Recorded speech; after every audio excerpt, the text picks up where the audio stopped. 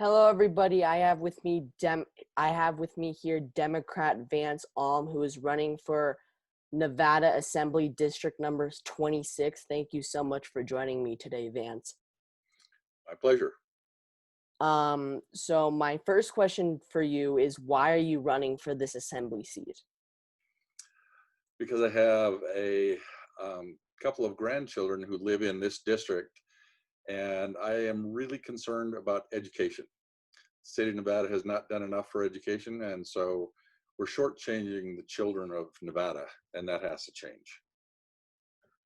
All right. So in what ways will you change our state's education system? We need to get more funding into the public school system to make sure that every child has access to good quality education. Nevada is below the national average for amount of money that's spent per student. And so the least that we could do as a state is come up to the national average. But I think we could do much better than that and provide funding that's going to be for quality education, not just to have children going to a school. We want to have them get an education that will allow them to have jobs in the tech industry. And as we have it right now, we're not going to have that opportunity for our children. So we need to put money into the system. We need to invest in Nevada's future.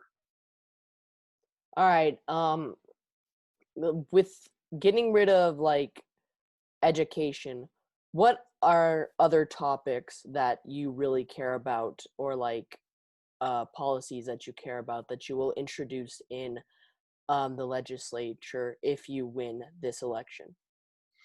We need to look at climate change, and there's a lot of people that wish for wonderful things, but we need to have a little bit of a carrot and stick. And for the stick, it may be that we need to raise taxes on gasoline to make so that driving an economical car is going to be good for every citizen in the state of Nevada, both financially, but also in the long run, that's going to help to improve the problems that we have with the pollution of gasoline-driven engines. And so my hope is that we can address that at the legislature. Another problem is that with COVID, we don't have the funding for the state that we had in the past. And so we're going to have to come up with novel ideas to actually bring money into the state treasury so that we can continue to provide the services that the citizens of Nevada need and must have. All right. My next question to you is, what do you think the safest way to reopen the Nevada economy is? We need to look at doing a better job of testing. I'm a physician, and so one of the things that I'm doing is I'm staying home. I'm doing all of my medicine via telemedicine. So instead of bringing patients into my office where they're probably going to be exposed to someone who has COVID-19, I've been accomplishing all of my visits over essentially the same thing we're doing right now.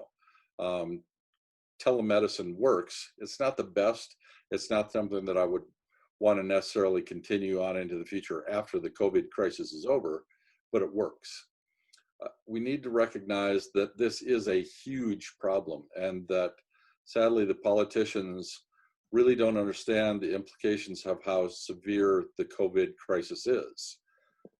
Back 4 months ago, I was predicting that we would probably have 400,000 people dying by January 1st. And people thought that that was a crazy, outrageous number, but we're well on track to hit that number probably before Christmas. And so we need to recognize how important and how potentially dangerous this is. And we need to make sure that the economy is opened up, but not to endanger our citizens.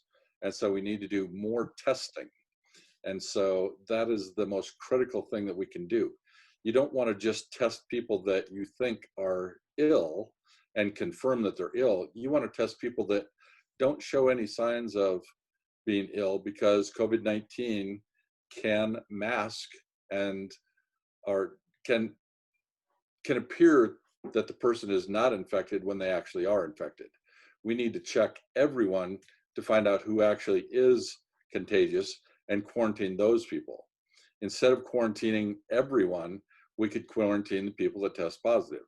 But the testing has to be done more frequently, and it has to include everyone, not just the ones that appear sick or have symptoms. Well, what type of ways would you make people test more often? Like, would you have it like you got to get tested to go to work, or do you, or what else? I think everyone in the state needs to be tested. And that way you would find out who actually is contagious and who has the potential to spread the virus to other individuals. That would coincide with work, that would coincide with school, that would also coincide with just general uh, talking to people at the grocery store, being able to open up stores so that we could continue our business as usual, being able to open up casinos and restaurants.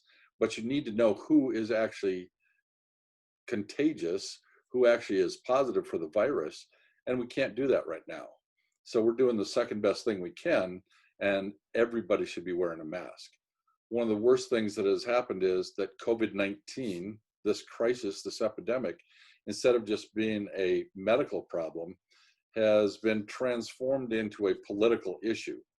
It shouldn't be. We need to recognize that science and medicine are based on facts, they're not based on opinions.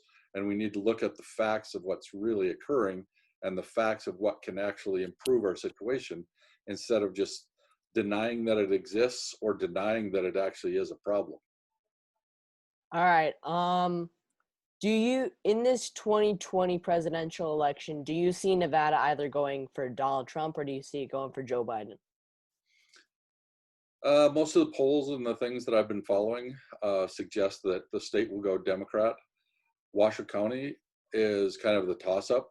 Uh, the more rural counties tend to vote for Trump, but Las Vegas is such a huge contender in this situation, and Nevada is a winner-take-all. And so, because of the overwhelming Democratic influence in Clark County and Las Vegas, it's likely to go for Biden.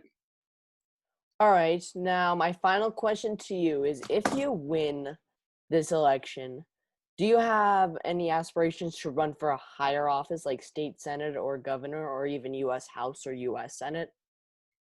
Uh, Potentially, but probably not. I actually started high and then worked my way back down to assembly. I actually ran for U.S. representative for the second congressional district 3 times. I didn't make it past the primary, and so I realized I don't have the popularity that I need to have in order to be recognized by a lot of people to succeed and win. It's also that in the primary, the parties have become so polarized that somebody with kind of centrist ideas won't get elected. The polarization that has occurred, you have to be a super Democrat to win the Democratic primary. You have to be a super Republican to win the Republican primary. But most of the people lie somewhere in between those two poles. We're being pushed to choose one side or the other, but it kind of goes against what's recognized by most people, that a bell curve is kind of the way that the attitudes for politics actually run. But right now, we have the ends, the polarized ends, actually dictating whatever is going to occur. In medicine, if you're in those extreme portions outside of the bell curve, you're sick. You're either not well on this side or not well on the other side. And yet in politics, that's what's running the entire government. We need to make some changes. We need to have people with normal ideas, rational ideas, and not think for their party, but think for the people of Nevada. All right, well, that was my final question. So thank you so much for doing this with me and for taking time out of your day. And thank you to everyone who is watching this, and I will see you in the next interview. And if you have any other questions, look up vancefornevada.com. That was a nice plug there.